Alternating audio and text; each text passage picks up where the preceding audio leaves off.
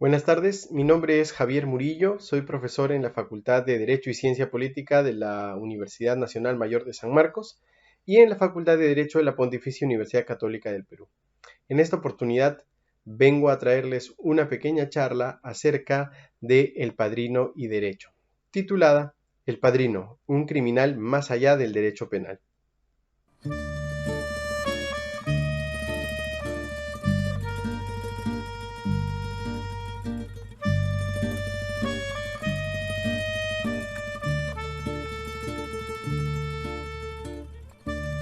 Quería empezar señalando que Vito Corleone, más conocido como El Padrino, es un personaje de ficción, es que está ubicado pues en el libro El Padrino de Mario Puzo y las películas de El Padrino de Francis Ford Coppola. En este caso, a diferencia de otros personajes como Al Capone, que efectivamente existieron en la vida real y además han sido retratados en ficciones, como Los Intocables, la película de Brian De Palma, eh, se caracteriza por no tener un rostro específico real. Es decir, es un personaje de ficción que ha sido identificado con diversos capos de la mafia en diversos puntos del tiempo y en diversos lugares geográficos, tanto en territorio norteamericano como en territorio italiano en Sicilia, ¿no? Uno de ellos, para traer un dato específico latinoamericano, es Giuseppe Genco Russo, ¿no? Giuseppe Genco Russo es uno de los capos de mafia siciliana muy conocidos. Y hay una historia que ronda el internet acerca de un fotógrafo chileno llamado Sergio Larraín. Sergio Larraín, para obtener un puesto en una agencia publicitaria grande que se llama Magnum, es desafiado a tomarle una fotografía a este mafioso Genco, ¿no? Y efectivamente era una labor imposible en su tiempo, ¿no? Imagínense tomarle una fotografía a un capo de la mafia que vivía escondiéndose. Sin embargo, la tarea es cumplida y Sergio Larraín, infiltrándose por varios meses en Sicilia, logra retratar a Genco Russo, como podemos observar, y logra conseguir el puesto, ¿no? Entonces era un dato muy interesante para que sepan que Latinoamérica no es ajena a la situación y obviamente la figura de los dones, ¿no? de la mafia siciliana, que está en la ficción de tanto libros como películas, no es ajena también a un contexto latinoamericano en donde efectivamente tenemos otro tipo de manejo, ¿no? Otro tipo de manejo de este tipo de situaciones delictivas, en donde prima en los últimos tiempos la corrupción y no tanto un contexto de mafia, ¿no? Al menos no en el nivel en el que se vivió en Norteamérica en los años en donde se narra la historia tanto del Padrino como de Los Intocables, o las películas italianas que nos reflejan la crueldad con la que maneja la Cosa Nostra y otras organizaciones mafiosas en Italia del siglo pasado, ¿no? Entonces esto para empezar, antes de introducirnos al punto de la ponencia específica.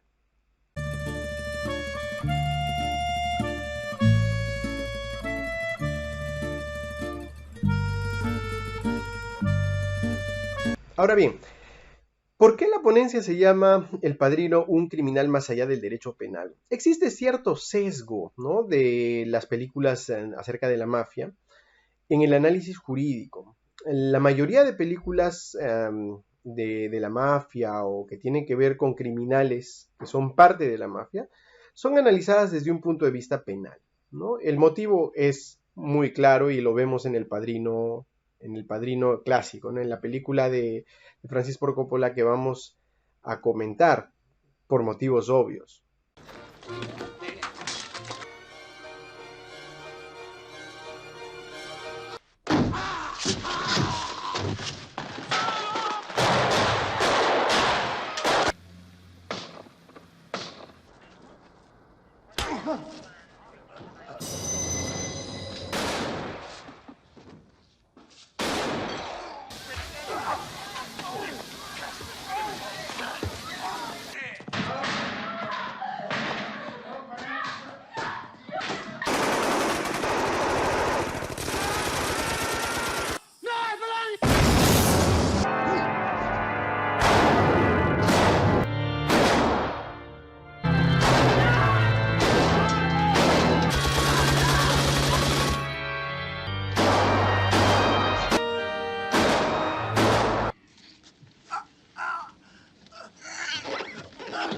se puede observar, es grande la cantidad de tipos penales que se podrían analizar en la película, ¿no?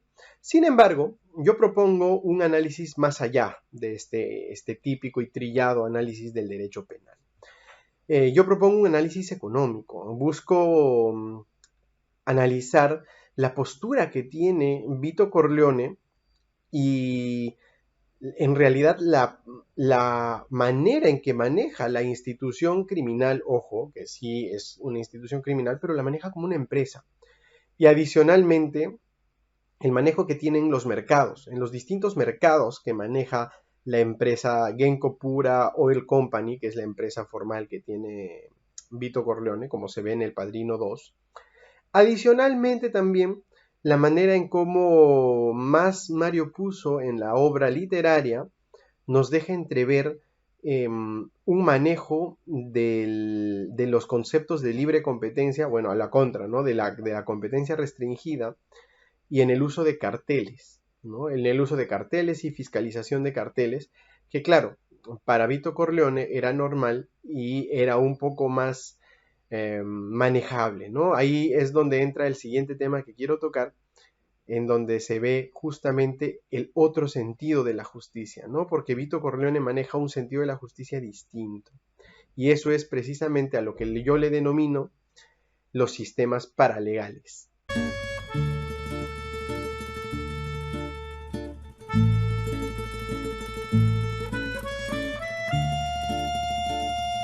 Entonces, ¿cuál es el sentido Corleone de la justicia, ¿no? Como nos narra desde el inicio en la obra literaria Mario Puzo, Vito Corleone era un hombre razonable, ¿no? Desde muy pequeño había entendido que se podía más con la razón que con la violencia, ¿no? A diferencia de otros personajes como Al Capone, como vamos a ver un poquito más adelante. Entonces, lo que hacía Vito Corleone era conversar con las personas sobre lo que iba a hacer, o sobre lo que ya había hecho, o sobre lo que inmediatamente iba a hacer. ¿Para qué? Para poder razonar y llegar juntos a una solución, ¿no?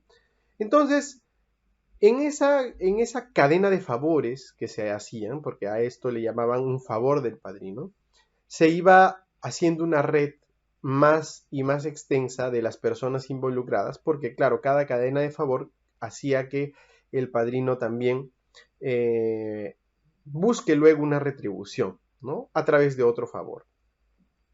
Ahora, el contexto de estos favores no siempre era lícito, y es ahí donde empieza la tergiversación de otro sentido de justicia. Una escena muy importante, muy interesante es la inicial, ¿no? Cuando Amerigo Bonasera explica su trámite por los tribunales norteamericanos ordinarios, por así decirlo, al padrino. Le narra cómo había sufrido una injusticia, que le habían hecho daño a su hija y finalmente los culpables habían salido libres. Y es muy interesante, y aquí se ve específicamente este punto, en que el padrino le señala, oye, pero ¿por qué no asististe conmigo primero? ¿No? Tú vienes irrespetuosamente en la boda de mi hija, porque estaban en ese contexto, y le dice, nunca me has dicho padrino, nunca me has tenido cariño, y eso por miedo a que yo te pida luego algo, ¿no? Que ese algo puede que nunca te lo pida, pero sin embargo me faltas el respeto, ¿no? Amerigo Bonasera entiende, ¿no? Y solicita justicia del padrino. ¿Esto qué significaba? O sea, significaba que el padrino tenía que tomar medidas en contra de las dos personas que le habían hecho daño a su hija. En cierto sentido, Vito Corleone nos muestra con este diálogo con Amerigo Bonasera la existencia de otro sentido de justicia, es decir, una justicia que impone el padrino, distinta a la de los tribunales normales. ¿Y esto por qué es importante? Porque en realidad se genera un sistema de derecho alterno, un sistema paralegal. ¿Y esto por qué? Porque la justicia del padrino va más allá de las leyes, los tribunales, lo ordinario, lo que todos tenemos que pasar. Es decir, si alguien ajeno al padrino busca justicia, tiene que acudir a los tribunales ordinarios, esperar el tiempo prudente y obtener la solución que le otorguen, que puede ser justa como injusta, porque los tribunales, como sabemos, pueden tener errores. Se apelará, demorará un tiempo, casación, etc. pero va a demorar un tiempo, a veces no se tienen los resultados que uno espera, ¿no? Efectivamente. Pero en cambio existe un sistema paralegal, un sistema de derecho creado por el padrino, en el cual vemos en otra escena de la película muy interesante, que tiene métodos de enforcement distintos, ¿no? Es muy particular la escena, en la primera escena en donde se narra esto de la oferta que nadie puede rechazar, ¿no?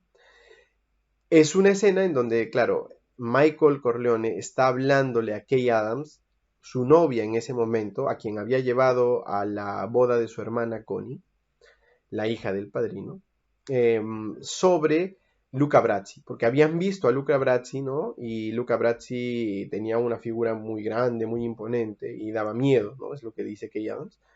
Y Michael le señala, claro, te voy a contar de él, y le dice la historia acerca de Johnny Fontaine, que es otro de los supuestos que nos muestran esta justicia paralegal, ¿no?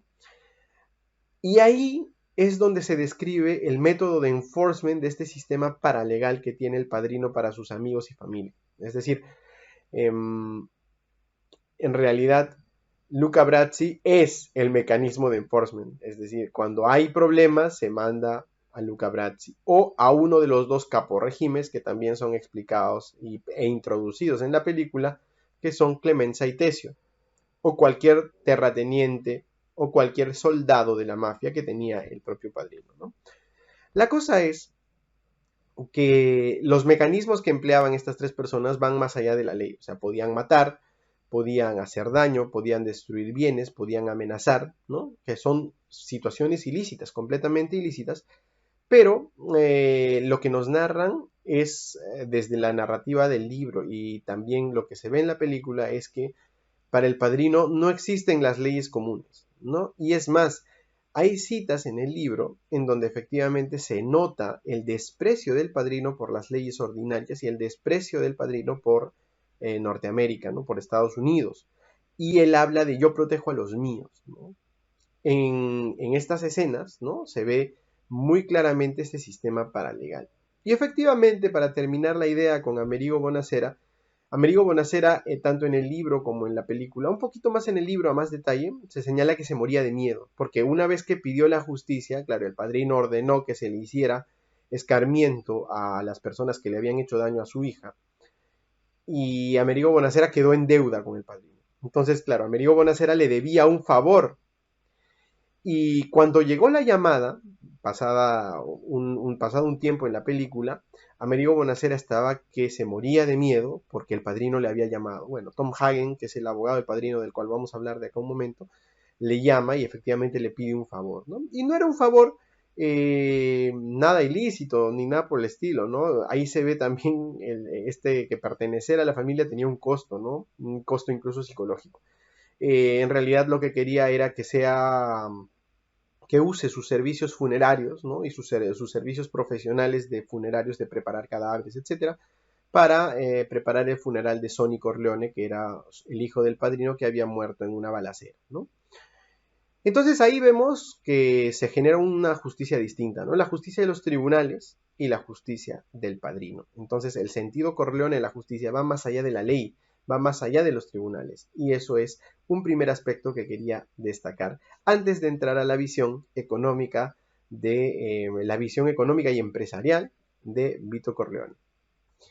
Para terminar de redondear la idea de este sentido Corleone de la justicia, ¿no? Adicional a la justicia regular, podemos ver que Vito Corleone arma un estilo de vida fuera de la ley para todos sus amigos y familiares. Amerigo Bonasera, como hemos señalado, era uno de los casos, ¿no? El otro caso que nos trae, también lo hemos narrado, es el de Johnny Fontaine, ¿no? Y no solamente este que narra Michael Akey, también tenemos el caso que se nos presenta en la propia película, en El Padrino de Francis Ford Coppola, ¿no? En este caso vemos que Johnny Fontaine va y acude donde el padrino a pedirle el favor de que le ayude a ser contratado como protagonista de una película de un gran pezzo novante, es decir, de un gran pez gordo de Hollywood. Sucede que, esto se narra un poquito más en el libro, que Johnny Fontaine había tenido actitudes malas con su esposa, no veía a sus hijos, Ya estaba separado, obviamente, pero además se había metido con una actriz muy joven, ¿no? Que era la protegida de este Pezzonovante, que era Waltz en la película. Aparte de que este Pezzonovante tenía acusaciones de ser pederasta y todo lo demás, al margen de eso, le tenía mucha cólera, resentimiento a Johnny Fontaine por este hecho, ¿no? Y tenía también un motivo económico. Waltz decía que, claro, había invertido en esta actriz bastante tiempo, dinero, preparación, etcétera, etcétera, ¿no? Y una inversión de la productora. Y claro, venía Johnny Fontaine, cantaba con su voz, así dice Waltz en la película, y se la lleva y la quita del camino de la producción y se revela, ¿no? Entonces, ante ese pedido, ¿no? El padrino manda a Tom Hagen a negociar con Waltz. Y Waltz, claro, no sabía quién era Tom Hagen porque no estaba en Nueva York, sino estaban ahí en Hollywood. Y las negociaciones no llegan a buen puerto, ¿no? Entonces sucede lo que señalábamos, ¿no? La otra justicia. Entonces, si no me das la razón, dice el padrino, por las buenas, me las vas a dar por las malas. Y efectivamente ocurre una de las escenas más icónicas, que es donde se sacrifica pues a un caballo y se le deja ahí en la cama, ¿no? Un caballo de millones de dólares, por lo que se señaló, porque, claro, Tom Hagen había visto al caballo antes y, claro, la orden del padrino se cumple y se cumple, ¿no? Y ahí claramente luego hay una escena en donde le llegan flores al padrino, demostrando que sí le habían dado el papel, ¿no? Después de una amenaza así, obviamente que por miedo, Waltz, el gran Pezzonovante de Hollywood, le da el papel, ¿no? Otro caso de este sentido de la justicia, para terminar de redondear la idea, es el de el panadero, ¿no? Nazzorini, la hija del panadero Nazzorini, que le da un pastel de bodas enorme al padrino en la boda de su hija. Se había enamorado de un panadero inmigrante italiano que efectivamente estaba en territorio norteamericano e iba a ser deportado. Entonces el padrino, aquí sí, sin mucho afán, porque en realidad Nazzorini parece que era su ahijado desde hace mucho tiempo, le dice, claro, muy bien, no te preocupes, incluso él entiende lo que quiere, ¿no? Dime qué cosa quieres, Nazzorini, y él mismo se responde, ¿no? ¿Quieres que Enzo se quede para casarse con tu hija? Y el otro le responde, no, sí, tú lo entiendes todo. Efectivamente, es otro sentido de la justicia, porque claro, una persona que va a ser deportada, tiene que ser deportada y ya está, podrá acudir a los tribunales a pedir que se quede o apelar, impugnar, ¿no? Pero, claro, la justicia del padrino implica que se converse con un determinado senador, un determinado juez y se haga un pase, ¿no? Efectivamente. Y este sentido de la justicia, haciendo un poquito de realidad nacional, es el que se encuentra en estos actos de nepotismo, en actos de corrupción pequeños, ¿no? Que vemos en muchas empresas, entes del Estado, etcétera, en donde existe todo por contacto, ¿no? O sea, es decir, una persona no solamente tiene que estar al tanto del concurso público, sino aquí adicionalmente hay que estar viendo si es que en el concurso público no hay alguien a quien ya sea conocido o conocida de alguien dentro, porque él entrará y te evalúan distinto en la entrevista o etcétera, etcétera, ¿no? Estos actos justamente es esta otra justicia, ¿no? Que ya vamos aterrizándolo un poco más en el sentido de que esto también es corrupción. Este sentido de la justicia distinto que aparentemente, claro, en la ficción nos lo presentan como algo propio de una familia siciliana mafiosa, no, también lo vemos en el diario, ¿no? En la vida diaria y efectivamente estos puntos específicos no son tan, ¿cómo decirlo?, tan fáciles de identificar y detectar, ¿no? Otro punto que se ve en el libro es una cita en donde, claro, como les decía, el padrino suele renegar del sentido de justicia regular de los tribunales ordinarios.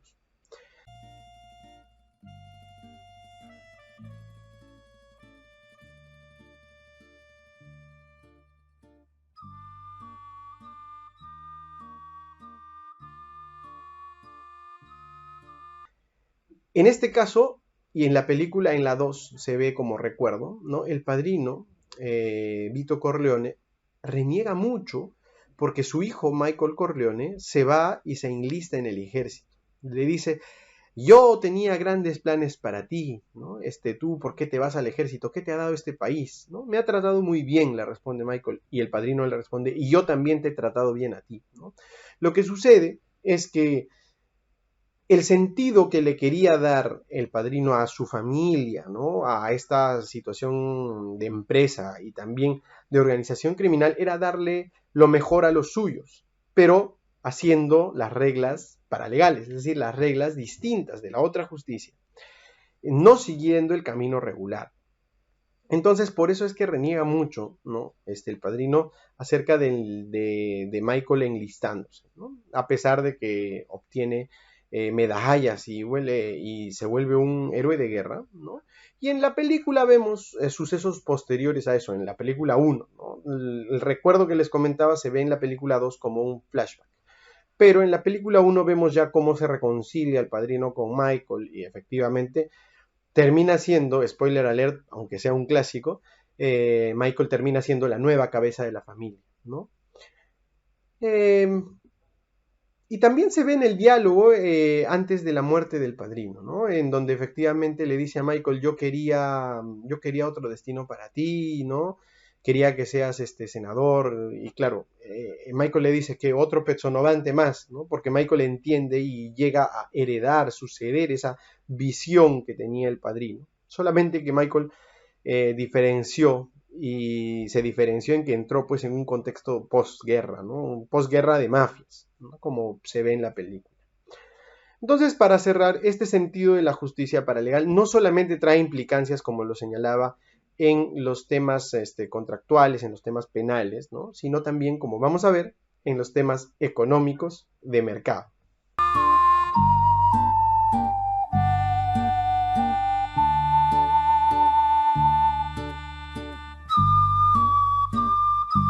Bueno, continuando con el tema de la oferta, que nadie puede rechazar.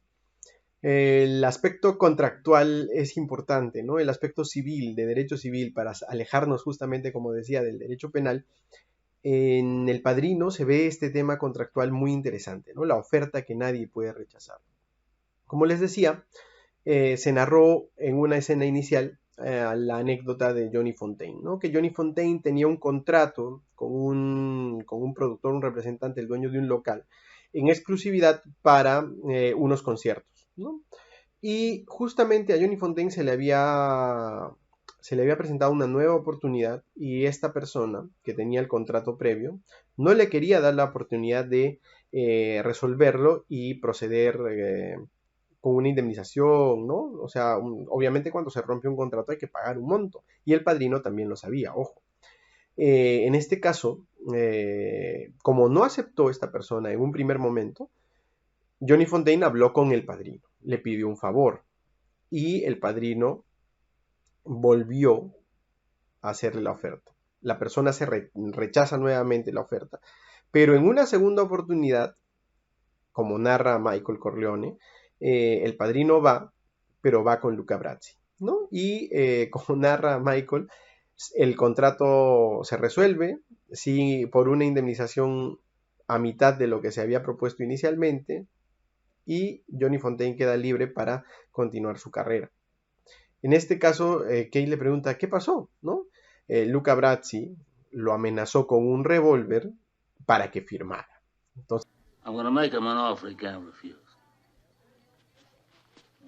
hay un mecanismo coercitivo que les hablaba de la otra justicia en el cual efectivamente se hace presión para que no se pueda negar la otra parte a resolver el contrato. Esto es interesante porque la figura a la cual hacemos referencia, que es que te pongan un revólver para que tú firmes un contrato, es la figura de la violencia moral identificada por la doctrina italiana hace ya bastante tiempo.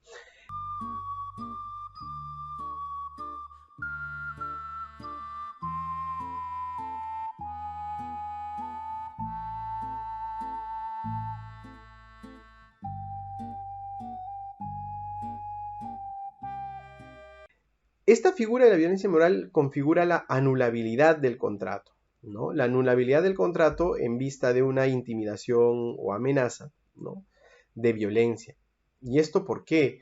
Porque o se está amenazando a la persona o se está amenazando sus bienes con tal de que no exprese una oferta, exprese una aceptación a una oferta, o se está amenazando también, e implica esto también, que se esté amenazando a la familia o amigos o personas cercanas o a los bienes de amigos, familia de personas cercanas.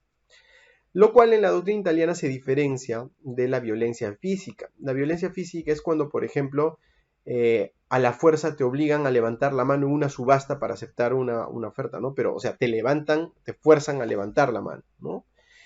En otro caso, es cuando agarran tu mano y usan tu mano para firmar, ¿no? Entonces, claro, esos son supuestos de violencia física.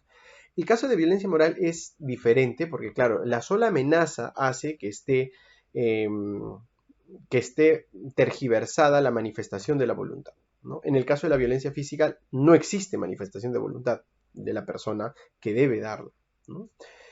Ahora bien, esto también ha sido señalado por la doctrina italiana, por Galgano específicamente, eh, como un supuesto específico.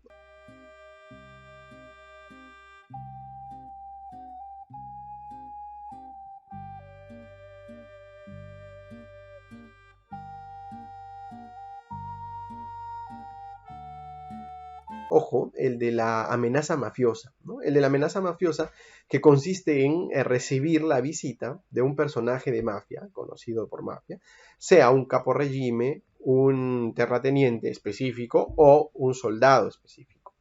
En el sentido en el cual, claro, la propia visita de este personaje hace creer que ya estamos frente a un contexto de amenaza, porque en realidad el ver a esa persona hace que pensemos que nos va a pasar o nos va a ocurrir algo si no firmamos un contrato, si no firmamos una resolución de contrato, como es en el caso de Johnny Fontaine, u otros supuestos, ¿no? Y también es anulable. Y precisamente Galgano señala que o sea, cuando uno ya ve que a este personaje mafioso lo han capturado y encarcelado, puede solicitar la anulabilidad porque ya no existe el riesgo o la amenaza de la violencia en contra de los bienes, la familia, los amigos o uno mismo, ¿no?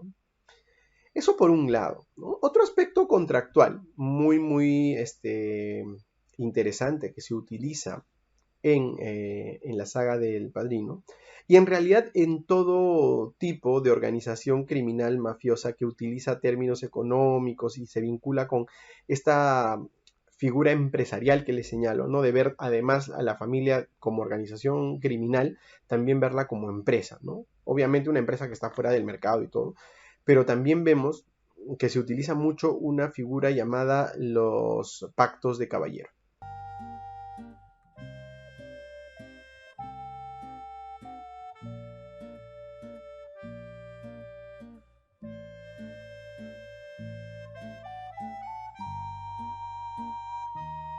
Ahora, los pactos de caballero han sido estigmatizados por mucho tiempo como acuerdos, claro, que tienen las organizaciones criminales, ¿no? Porque efectivamente se pacta entre ellos favores, como les digo, de manera ilícita.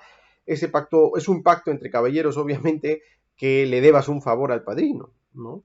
Pero es sumamente interesante la visión que nos muestra tanto la obra de Puzo como la de Francis Ford Coppola, en el cual los pactos de caballeros están al margen de la ley, y no solamente están al margen de la ley, sino la ley avala que estén al margen de la ley. Lo que sucede es que los pactos de caballeros pueden ser interpretados como contratos que las dos partes, o las tres partes, o las partes que lo firmen o lo suscriban, decidan por voluntad propia tener fuera del derecho. Es decir, que es un pacto que por voluntad de las partes no va a estar sujeto al enforcement del aparato estatal. Es decir, no va a estar sujeto a la acción de cumplimiento en vía tribunales ordinarios, no va a estar sujeto a las acciones previstas o las tutelas previstas en el Código Civil, etcétera, etcétera. Ahora bien, si tú sacas del contexto del enforcement ordinario por voluntad propia ciertos acuerdos, Obviamente también estos van a estar sujetos a confidencialidad y lo demás. Y ojo, puede haber pactos de caballeros lícitos, ¿no? Puede haber pactos de caballeros lícitos. Sobre todo en la doctrina italiana se ven los casos de situaciones contractuales entre familiares o amigos, ¿no? Por ejemplo, el carpooling, ¿no? Cuando tú pides, por favor, amigo, llévame al trabajo si te queda de pasada, ¿no? Y en otra yo también pago, yo pago la gasolina, etcétera. Claro, esos son supuestos en los cuales no vamos a exigir vía judicial que nos recojan para llevarnos al trabajo en carpooling, pero son pactos de caballeros totalmente lícitos. ¿Mm?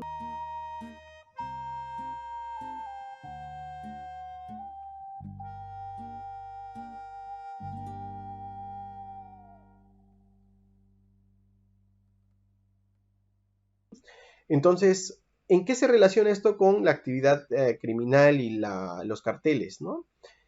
En el caso Vito Corleone, que se reúne con los jefes de las 5 familias mafiosas en Nueva York, una reunión que se ve tanto en la película como se lee en el libro, es importante ver un diálogo inicial que menciona Vito Corleone cuando se reúne en el libro, ¿ya? En la ficción de Puzo.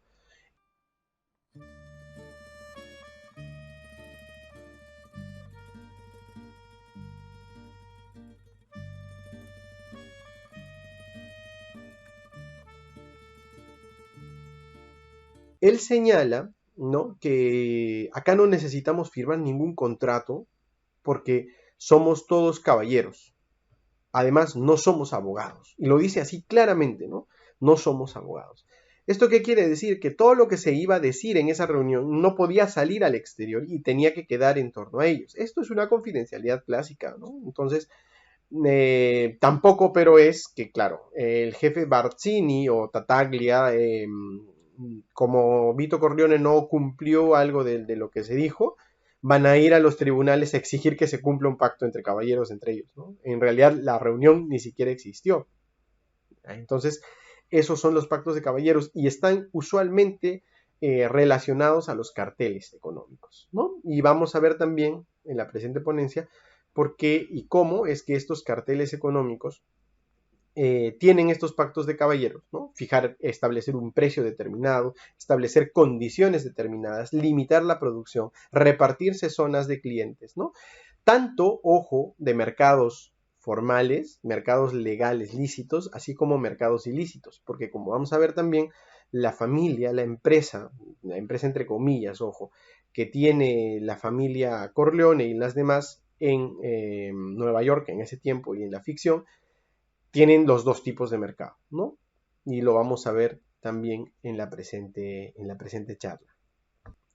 Además, sobre el primer aspecto, el tema de la violencia moral, tenemos que recalcar que nuestro Código Civil peruano recoge ese supuesto en el artículo 214 del Código Civil, en el cual efectivamente sanciona con anulabilidad este supuesto, ¿no? Es decir, cuando se obtiene un negocio jurídico suscrito con violencia o intimidación, ¿no? El negocio jurídico es anulable y efectivamente, ¿no? Porque puede venir incluso la amenaza o la violencia de un tercero que no participa en el negocio jurídico y aún así, si se llega a demostrar obviamente en los tribunales, este negocio jurídico sería completamente anulable.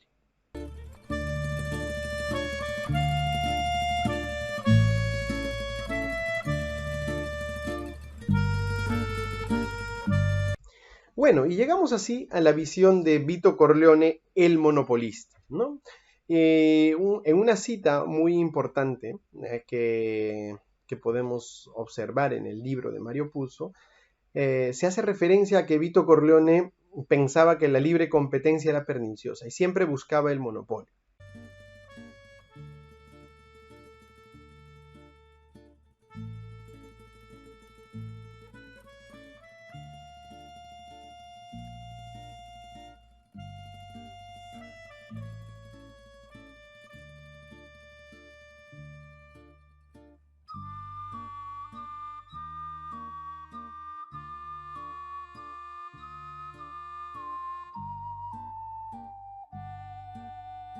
¿No?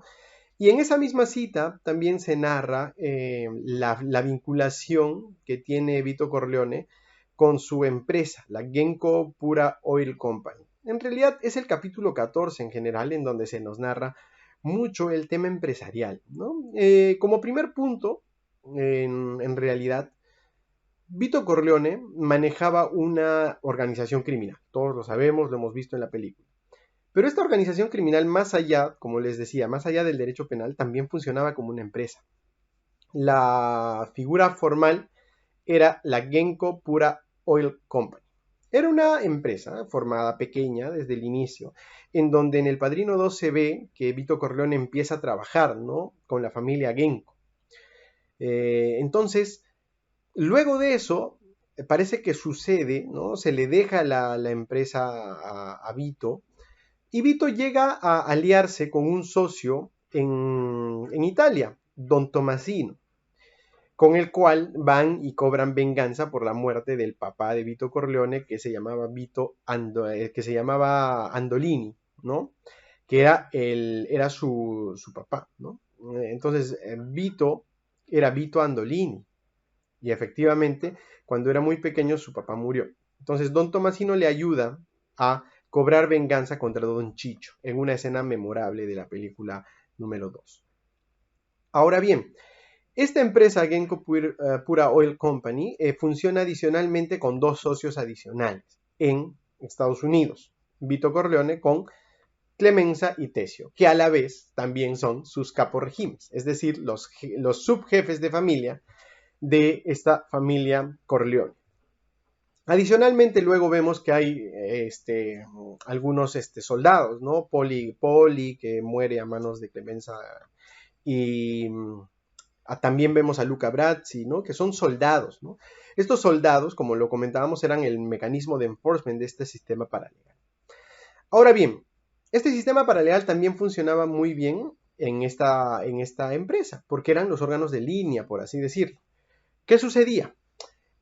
La empresa familiar, la familia Corleone, tenía dos fachadas, ¿no? La fachada de la Genco Pura Oil Company, en la cual teníamos una empresa formal que funcionaba en dos mercados específicos muy lícitos, ¿no? Uno era la importación de aceite de oliva desde Italia, y la otra es la venta de queso, que también probablemente, aunque no se dice, era traído de Italia, ¿no? Queso fabricado natural. Esos dos mercados eran los mercados lícitos. Ahora bien, también tenemos mercados, como les dije, fuera de lo legal, lo ilícito. Y tanto en el libro como en la película se puede observar que la familia Corleone estaba completamente vinculada a los mercados de juego y apuesta, prostitución, delincuencia, sicariato, pero, y justamente el plot principal de la película del Padrino, ¿no?, versa cuando el padrino se niega a entrar en el mercado de drogas.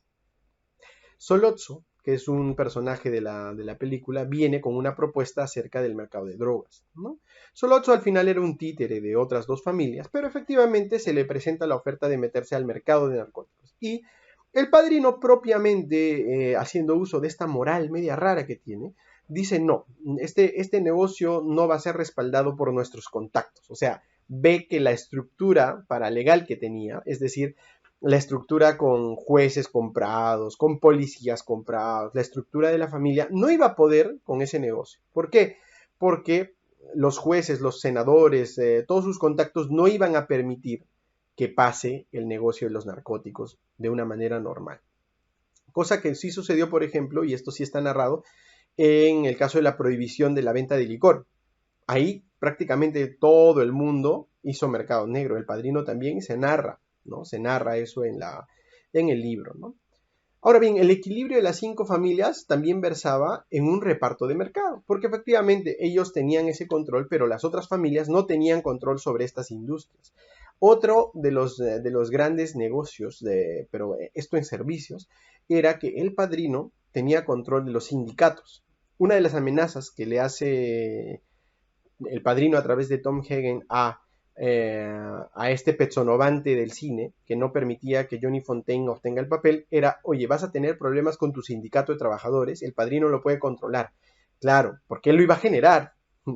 Entonces, Ahí vemos la división de los mercados, ¿no? Una división de mercados ilícitos, ¿no? Juego, apuesta, prostitución, sicariato, ¿no? Y otro mercado que es el lícito, que era la fachada, ¿no? Ahora bien, incluso en el mercado lícito, el padrino era un criminal más allá del derecho penal, porque efectivamente las conductas como los cárteles, es decir, fijar precios, establecer condiciones, limitar producción, entre otros, están muy vinculados con los mercados lícitos, ¿ya? En principio, la primera situación que tenemos es en los mercados lícitos habían carteles, ¿no? Y esto se narra justo, como les decía, en el capítulo 14 del libro de Mario Puzo.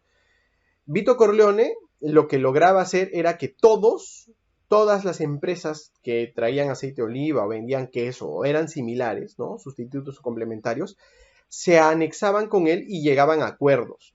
Y si alguien no llegaba a un acuerdo, se utilizaban los mecanismos de fiscalización de un cartel. Es decir, Luca Brazzi, Clemenza, Tesio, ponían a trabajar a sus soldados y boicoteaban almacenes, destruían producción, amenazaban, etcétera, etcétera, ¿no? Cosas fuera de la ley, pero claro, es que como lo decía, ¿no? Y por eso era importante hablar de los pactos de caballeros. Si alguien rompía el pacto de caballeros en un cartel, claro, estaban en problemas. Ahora, ojo, esto es conductas ilícitas.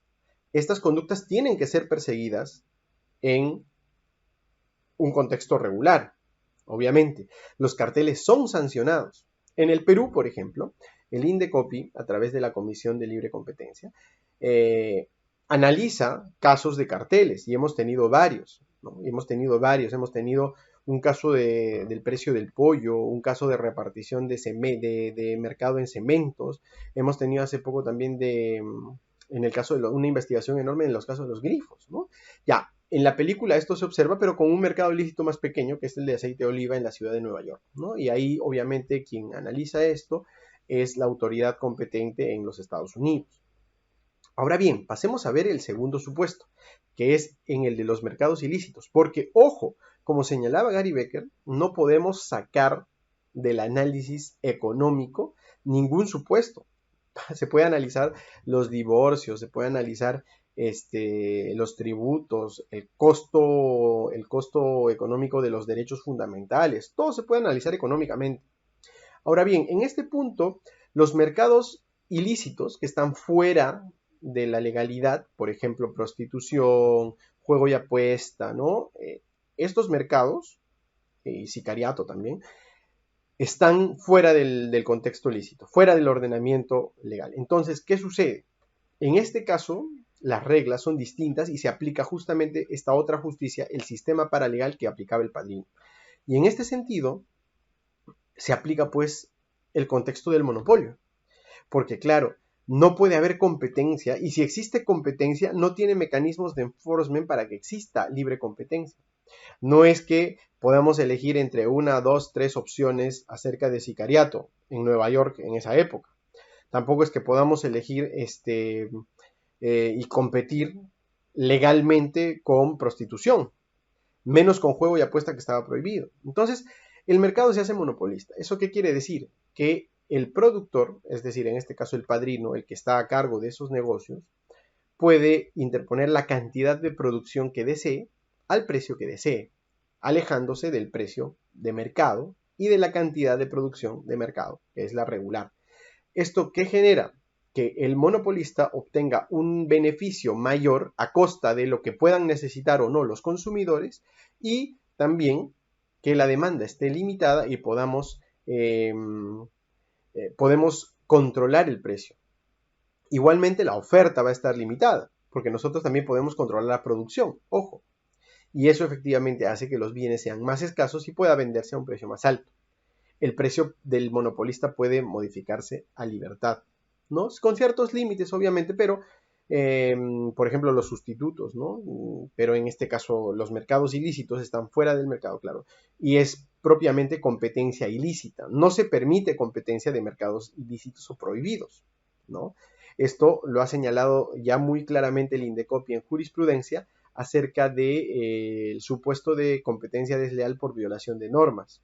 Al momento de clasificar la competencia ilícita, identifica infracciones a la propiedad intelectual industrial, luego también competencia desleal por no competir con todo lo que se tenga que tener como títulos habilitantes, autorizaciones, permisos, licencias, concesiones dentro del mercado. Y adicionalmente otro supuesto que es competencia prohibida, aquello que no se sanciona por competencia desleal. ¿Por qué? Porque no es un mercado lícito, ¿no? Tenemos ahí venta de armas de fuego de guerra, drogas, prostitución, sicariato, que efectivamente es lo que manejaba el padrino, ¿no? Entonces estos serían aspectos económicos que hacían que justamente el padrino no sea solamente un criminal en términos del derecho penal como autor mediato de todos los tipos penales que hemos observado al inicio, sino también que tenía una mentalidad económica muy perjudicial, porque la restricción a la libre competencia no solamente genera efectos a los competidores, ojo, también genera efectos a los consumidores. Entonces el padrino podía también expandir su territorio en negocios legales, de manera que hace de monopolista en base a una estructura ilícita, que es la de un cartel, es decir, la reunión de productores de un mismo producto o servicio que efectúan acuerdos entre ellos para, por ejemplo, limitar el precio, restringir la producción, o sea, vender determinada cantidad, distribuir zonas, por lo cual, claro, esto hace que tenga el efecto del monopolista en una zona, en otra zona otro y en otra zona otro, ¿no? Por ejemplo, distribuirse el mercado en norte, centro y sur del país, en Perú, por ejemplo, es una conducta de cartel. Igual también limitar el precio o fijar un precio determinado, ¿no? Y quien se sale del cartel es luego visitado por Luca Brazzi, Clemenza, Tesio o cualquier otro para ponerlo a regla, para que efectivamente el cartel no sea expuesto, ¿no? Igualmente, en el caso de la libre competencia, quería hacer referencia a que el texto único ordenado de la Ley de Represión de Conductas Anticompetitivas en nuestro ordenamiento señala que están prohibidas las prácticas colusorias tipo cartel. Y es más, están prohibidas de manera absoluta. Es decir, solamente basta probar que existe la conducta y es una conducta sancionable por parte del INDECOPI.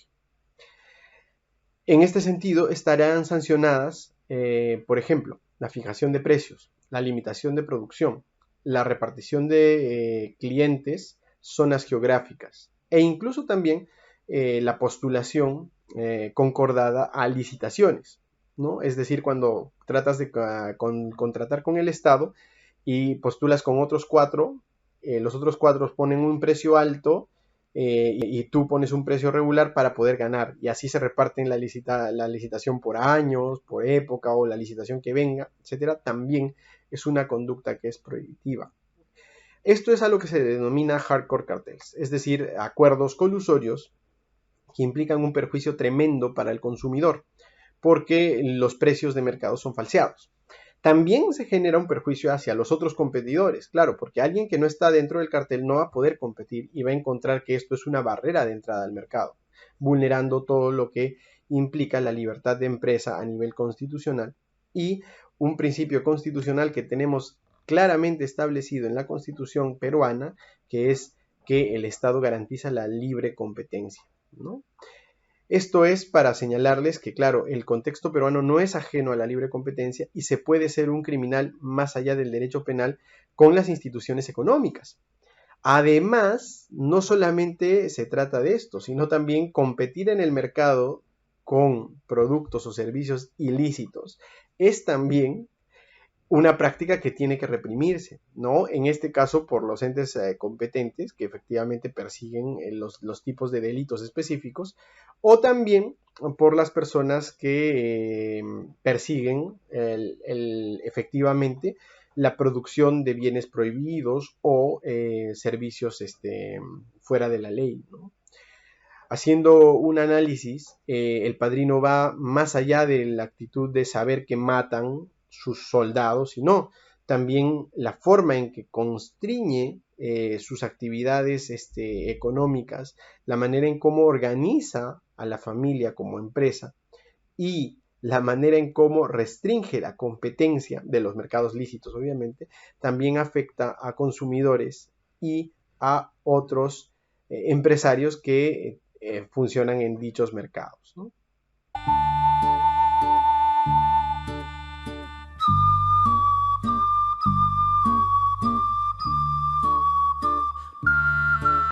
Otra característica que nos narra Puzo en el libro, y que esto sí no se ve mucho en la película, pero es importante mencionar, es la comparativa con Al Capone, ¿no? En este caso, en la narrativa se da incluso un enfrentamiento entre ellos, ¿no? Se manda a unos sicarios a Nueva York a atacar al padrino, porque claro, la comparación es muy, muy clara, ¿no? Al Capone es un sanguinario, ¿no? Él más que razones va de frente a la sangre, ¿no? Esto también se ve en Los Intocables de Brian De Palma, en donde efectivamente la película nos trae unas muertes pero tremendamente violentas, ¿no? También en El Padrino, pero claro, no vemos en ningún momento a Vito Corleone, el hombre razonable, coger un arma o hacer algún acto de violencia. Por el contrario, nos lo pintan como una persona que es calmada, razona, ¿no? En cambio, Al Capone lo vemos en la película de Los Intocables agarrando un bate y rompiéndole el cráneo a una persona, queriendo golpear a Elliot Ness en la corte, en fin. En todo caso, como les decía, la narrativa nos muestra cómo se envían dos sicarios a tratar de matar al padrino y cómo efectivamente el padrino más inteligente logra encontrarlos y los devuelve por partes Al Capone. Y Al Capone le tiene mucho respeto por eso, ¿no? En la ficción, obviamente, ¿no? Es un crossover que existe ahí en el libro. Entonces, ¿cuál es la diferencia entre ambos, no? La diferencia es que el padrino usa las razones, la razonabilidad. Él es más inteligente en el sentido de que utiliza todo el instrumento, este instrumento empresarial de organización criminal que ha creado para poder expandir su territorio en principio y para poder mantener por tanto tiempo su imperio criminal, ¿no? Porque claro, es muy fácil, ¿no? Llamar la atención cuando uno efectúa violencia o crímenes más allá de lo que se necesita, ¿no? En estos contextos de Lampa. Y efectivamente llama la atención. Y obviamente ningún político, policía, nadie te va a respaldar, ¿no? Por cuotas. Esto es corrupción total, obviamente. Lo que quiero dejar en claro también de este video es que yo no avalo todo lo que estoy señalando, sino que yo lo analizo desde el punto de vista de una ficción. Y obviamente todos los actos de corrupción, todos los delitos tienen que perseguirse, ¿no? Por eso es que les hablaba un poquito más del derecho penal, ¿no? Pero la comparación es que, claro, Al Capone, a diferencia de Vito Corleone, es el violento, el agresivo, el colérico. En cambio, Vito Corleone es una persona razonable, que va tranquilo, y por eso es que su imperio, al menos en lo que se ve en la narrativa y en la película, dura mucho más que el de Al Capone, ¿no? A Al Capone incluso Al Capone también es muy interesante porque se le llega a atrapar por un tema de impuestos, ¿no? Y en la película Los Intocables se ve eso muy bien, se ve muy, muy, muy, muy interesante esta batalla legal, ¿no? Entonces, nada, es decir simplemente que Vito Corleone es una persona razonable y, por ejemplo, a diferencia de otros, ¿no? Como Al Capone, que efectúa la violencia. Ahora bien, ojo, Vito Corleone es razonable, pero sus caporregímenes y sus terratenientes específicos y sus soldados no lo son. Luca Brasi, ¿no? Lo pintan en la película como un gran matón. No tiene mucho protagonismo porque, claro, tenemos que entender que, a diferencia del libro, la película comprime un poco más, a pesar de la duración de esta, comprime mucho más las situaciones, ¿no? Pero Luca Brasi da miedo.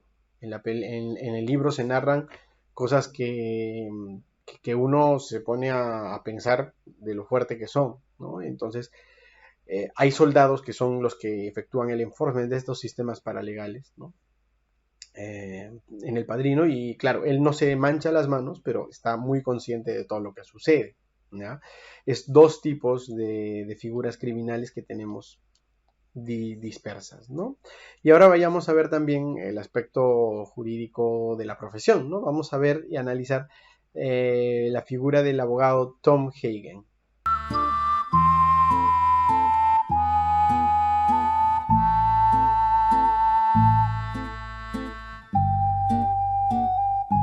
Bueno, para finalizar, me gustaría tratar la figura de Tom Hagen, ¿no? El abogado del Padrino.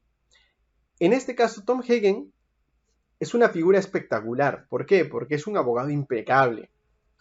Es un abogado criado, adoctrinado y moldeado a lo que requería el Padrino. Cuando se presenta con Waltz, este pezzonovante de Hollywood, él le dice, yo ejerzo práctica privada y tengo solo un cliente, ¿no?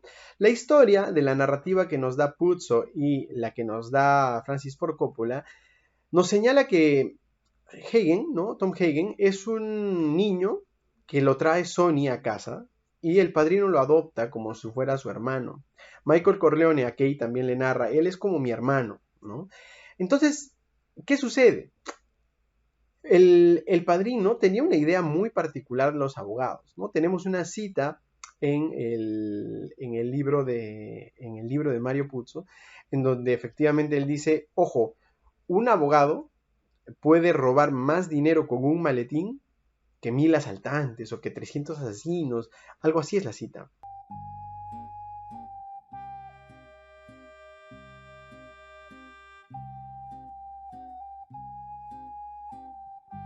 ¿No? Y eso revela lo importante que entendía el Padrino, que era un abogado, ¿no? O ser abogado. Esto era lo que quería para Sony, a pesar de que Sony se metió en los negocios familiares y terminó mal, como sabemos, o lo que quería para Michael, como les narré hace unos momentos, ¿no? Entonces, ¿qué sucede? Tom Hagen es un abogado impecable, ¿no? Pero nos dice la narrativa y la película que no es un consiglieri de guerra, ¿no? Finalmente lo remueven de su puesto de consiglieri. ¿Qué es este consiglieri? El consiglieri es la persona que le brinda consejo, apoyo, estrategias, ¿no? Acerca de la otra justicia, el sistema paralegal, al don, al padrino, al capo de capos. Entonces, en este caso, claro, la película 1, El Padrino, nos hace ver que Tom Hagen no estaba preparado para una situación como la que sucede, ¿no? No les voy a narrar la película, ya la han visto y los que no la hayan visto tienen que verla. Entonces Tom Hagen es parte pues de un sistema en el cual todo va en calma, ¿no? Entonces cuando las cosas se agitan, Tom Hagen no funciona como consigliere, pero como abogado es impecable, ¿no? Tom Hagen refleja la postura y las funciones que hacen tanto los solicitors como los barristers, es decir, él defiende, ¿no? Defiende a su cliente, a Vito Corleone, en un juicio, ¿no? Y también efectúa diligencias, ¿no? Va a llevar a las personas que iban a proteger a Vito Corleone cuando estaba en el hospital, va y negocia con Waltz, va y termina negociando también, es la figura que apoya en la negociación con Joe Green, ¿no? Moe Green, perdón, en Las Vegas, ¿no? Efectúa todo el papeleo de las fusiones, la compra-venta de la empresa ahí. Adicionalmente, una de las pocas escenas en las cuales lo vemos con la labor de barrister, es decir, de defender a su cliente, es cuando es citado al Congreso, al Senado, me parece, en Estados Unidos, y hay toda esta implicancia de que tratan de que Michael Corleone declare que es miembro de la familia, capo de la familia, ¿no? Y ahí justamente se ve como Tom Hagen defiende, ¿no? Defiende y está preparado para la labor de ambos. Ahora, ojo, no solamente es que Tom Hagen es un solicitor y un barrister, sino que adicionalmente tiene dos planos en los cuales efectúa toda su labor, tanto el sistema legal como el sistema paralegal. Entonces, a mí me encanta comparar a Tom Hagen con esta figura que hacen en la serie Stranger Things acerca de la pulga y el trapecista, ¿no?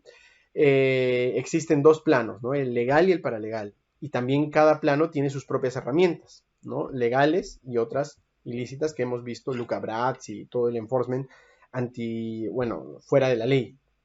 Entonces, ¿qué pasa con Tom Hagen? Tom Hagen es un abogado que puede manejarse tanto como solicitor como barrister, es decir, hacer documentación, contratos, negociación y adicionalmente defender en las cortes, y también maneja muy bien los instrumentos legales y no legales.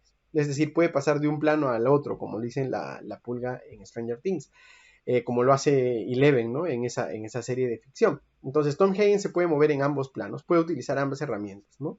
Esto se ve precisamente en la negociación que hace y efectúa Tom Hagen con Waltz, ¿no? Utiliza un medio legal, que es decir, presentarse, hacer la negociación, y si no funciona, utiliza la otra versión, es decir, aplicar el otro sistema. Entonces, puede moverse en ambos planos, es un abogado impecable. Bueno, eso ha sido todo, espero que les haya gustado mucho el video y esta pequeña ponencia. En todo caso, les dejo mi correo electrónico y los invito a suscribirse a mi canal. Pronto se vienen más videos de cine, series, televisión, cómics, libros y derecho. Muchas gracias.